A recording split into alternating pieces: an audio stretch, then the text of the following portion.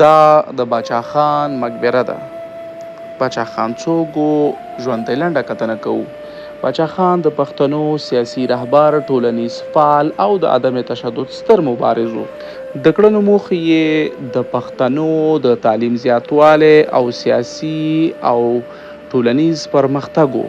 باچا خان د خدای خدمتګار، د ګوند بنسټګر و او غوښتل یې چې پښتانه په سیاسي لحاظ او تعلیمي لحاظ ډیر پرمختګ وکړي، نه د جنگ له لارې، ځکه همیشه هغه به ویلي چې زما زور ځواک زما صبر ده او زما د عدم تشدد نظریه ده.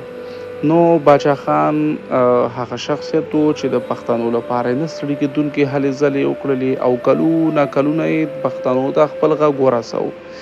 موږ هم وغوښتل چې د باچا خان مقبره موږ له تاسو سره شریکه کړو چې د تېرې ویډیو کې کومه چې موږ د غازي امان الله خان په مقبره کې جوړه کړې وه، ډېری دوستانو وغوښتل چې موږ د باچا خان په مقبره یعنی مزار باندې هم یو ویډیو ثبت کړو او تر تاسو یې شریکه کړو.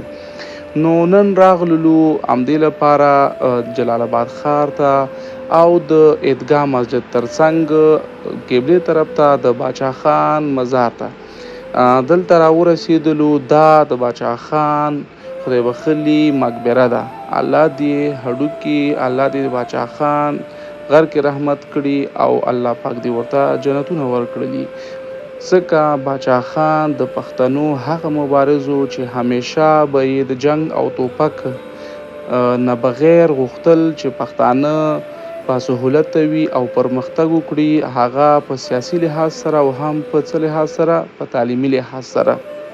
باچا خان کلونه غږ پورته کړ تر څو پښتانه په خپلو کارونو کې پرمختګ وکړي او دا به همیشه ویلي چې تعلیم عام کړئ، ځکه ویلي کوم قومونه چې تعلیم نه لري هغوی پرمختګ نشي کولی.